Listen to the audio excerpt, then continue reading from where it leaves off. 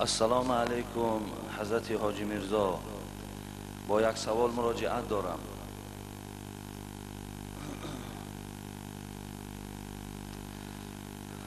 بخشش زیاد، زیرا جواب این سوال رو میخواستم زنم شنود و برای دیگر زنها هم لازم و در کار.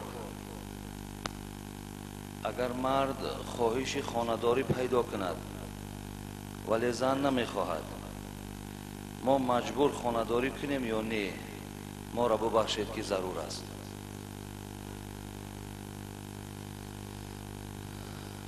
برادرای عزیز و گرامی، سوال به همه معلوم است. این سوال که در نزد من است، از همین نسخه از چند برادرای عزیز به من سوال شد. بعدا من خواستم که اینا به سمع شما رسانم، اگرچند من درباره احترام مرد و زن اینها را خوب بیان کرده بودم که اگر مرد وقتی که خواهش یک جای شدن با جفت حلال خود خواهد و این زن رد کند و نخواهد، آیا مرد مجبور با این خانم خود، با این جفت حلال خود، آیا خانه‌داری کردن ده گناهگار می شود یا نمی شود؟ برادران عزیز و گرامی، شما فراموش نکنین که من برای شما یک مثال میارم. یک آدم از شما قرضدار است، یک آدم از شما قرضدار است. شما از او خواهش میکنین که قرض من را پس بگردان، وای رد میکند. مقصد هر خیل باز در عوض آنه که وای معامله کند، تضرع داشته باشد، التماس داشته باشد، خواهش کند، نه برعکس خواه زوری، خواه یگان سخنی پستا بلنده به ما و شما حواله میکند. ما در این صورت مجبور میشویم که با طریق مجبوری پولمانه از دست او ستانده گیریم. پس زنم در مسئله خانه‌داری با شوهر، حق شوهر همین است که پیامبر گرامی در حدیث میگوید این من حق زوج علی زوجتی اذا اراد علی نفسها و هی علی ظهر البعیر.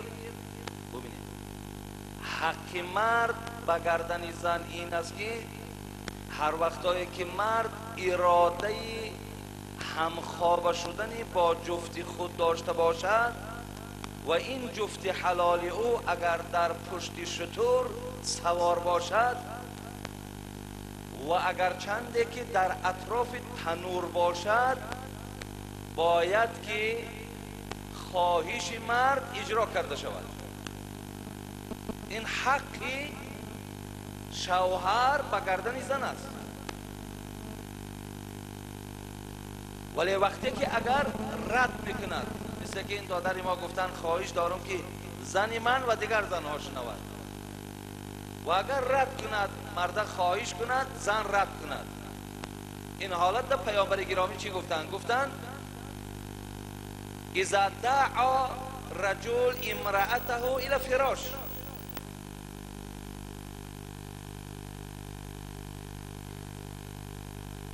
وقتی که دعوت میکنند برای یک جای شدن و همخوابه شدن،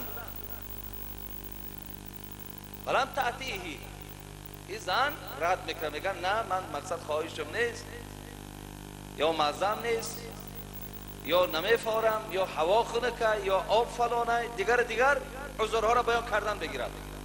پیامبر گفتن لعنت الملائکه حتی تصبح، اگر شو باشد تا به روز ملائکه ها در حق تو لعنت میگویند، اگر روز باشد تا به شب تو در لعنت ملائکه هایی، تا زمانی که شوهر در بالای تو تبسم کند.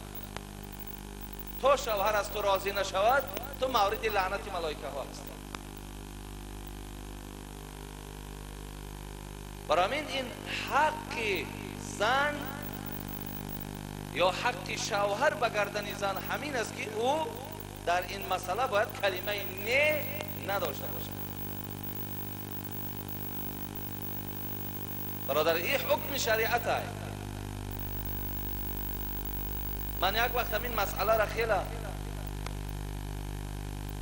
روشن کرده بودم. بعضی ها ایراد گرفتن که حاجی همین منبر جای همتری گفه، این منبر در همین مسئله خانه‌داری چی در کار گپ زدن؟ برادر عزیز، سخن پیامبر است. وقتی پیامبر گرامی با زبان خود گفت و ما وارث های پیامبریم، ما حقی رسانیدن سخن پیامبر به گوش پیروای او داره. این جایی میگه در طلب کردن حقیقت کار از خدا شرم دار و شرم مدار. ماها باید از پروردگارمون شرم کنیم که چرا سخن حقی که لازم بود به گوش بنده های خدا نرسانیدیم. حالا ببین نرسانیدیم، ببینید سببی نافهمی ها و اختلاف ها و بدبینی ها را در بین زن و شوهر ببینید. وقتی اگر زن همین صحبت من را شاید شنود، شاید که بعدا اصلاح شود و توبه به سوی خدا کند و مراساش و شوهرش خوب شود. زیرا خدا در سوره زاریات میگه و ذکر فإن ذکر تنفع المؤمنین، از قرآن به گوش مردم گوین. پروردگار میگوید زیرا این که کلام پروردگار نفع برای مؤمنان است، نفعش میرسد، فایدهش میرسد. ولی بسیاری برادرای ما ببین راه های سیاه و تاریک و بدبختی را ترک کردن، به خاطر سخن خدا را شنیدن راهی درست در آمدن، بین نفع بردن، فایده بردن از سخن پروردگارشان. برای این یکان جایی گویم کمبودش نیست. وقتی ما خواهرامون گویم خواهری عزیز شوهرت راضی کن، این گناهی نیست. یا شوهر از تو در همین مسئله باید که نالان نباشد یا شکایت نداشته باشد.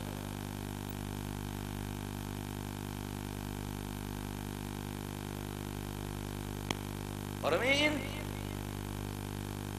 حکم شریعت است و خواهر عزیز فراموش نکن و دادر عزیزم فراموش نکن که حتی که آدم مؤمن همون خانداریش هم ثواب صدقه.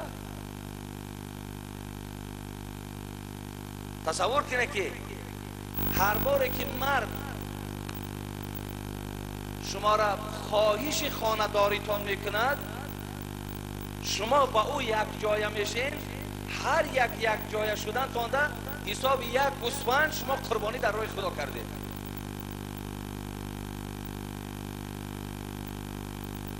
هر باره که تو خواهش مرد به جا میاری، تصور کنید که شما یک گوسفند قربانی در راه خدا کرده.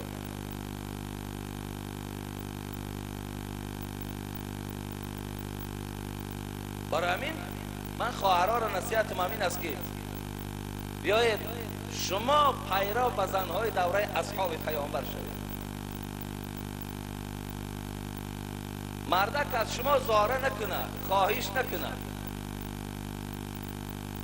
حسن بصری در کتابش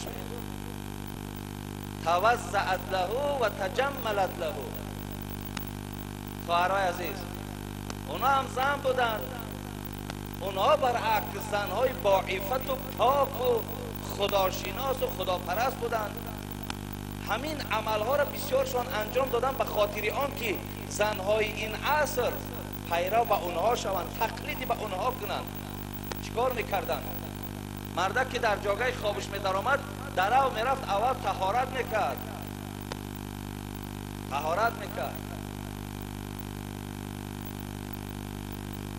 ولی شما ببینید، من در روسیه بودن اومده، بچه های تاجیک وقت زنهای روسی گرفتن که مسلمان شدگی بودن، تمام بچه های تاجیک صفت میکردن که این زنهای روس حرمت چون دیگر است میگفت. پس معلوم است که خواهرای عزیز، شما اگر شوهرها را حرمت کنین، چگونه که امروز شوهرهای شما از همون ملت ها زن گرفتن و محبوبیت در دلشان پیدا شدن، همون محبوبیت نسبت شما پیدا می شود وقتی مثل همونا اگر مراسا کنید. همه از مراسا و همه از حرمت است.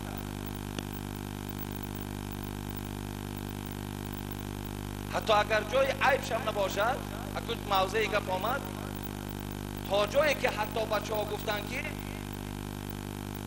هر باری که این زنها را اشاره میکنی که خواهشم هست، دیگر خودش میگه دست هم میگیره و همون کام نتش میبرد. برادر، همین از زبان بچه ها و نام خدا که ای دستت گرفته به همون خانه خوابش میبرد.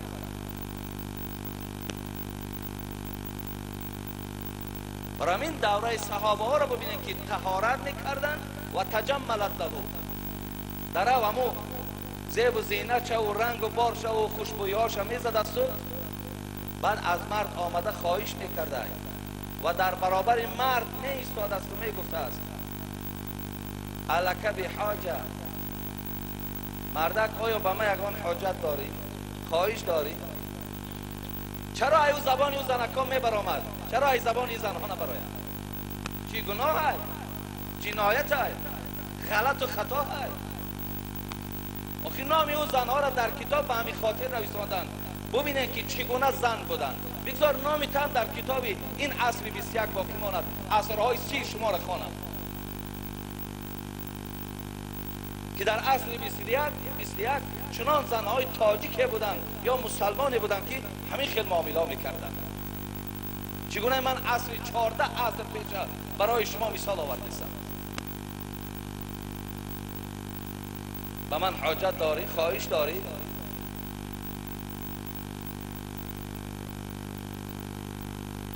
بعدا مرد که اگر خواهشش میشید است، خواهشش اجرا میشد، خواهشش نمیشد، با همین زن در برابر همون مرد چی میگفت؟ اتأذن لی ان اقوم مصلیا بین یدی الله تبارک و تعالی. مرد خواهش شد که خیر نشد، اجازت میدی که 2 رکعت نماز در حق جان تو بخوانم. این مراسا را ببینید، معامله را ببینید.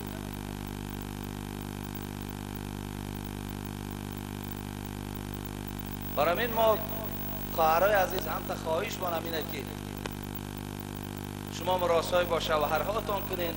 اگر همچنان شما دغلنا رفتار کردن گرفتین، یا شوهرهای شما رو به سوی زن دویم و سیوم میارن یا رو به سوی زنا میارن. این زنای حاضره را همین زن دویم و سیوم بگوی، بعد میترسن. بگوی شد زن بگیره، بعد میگه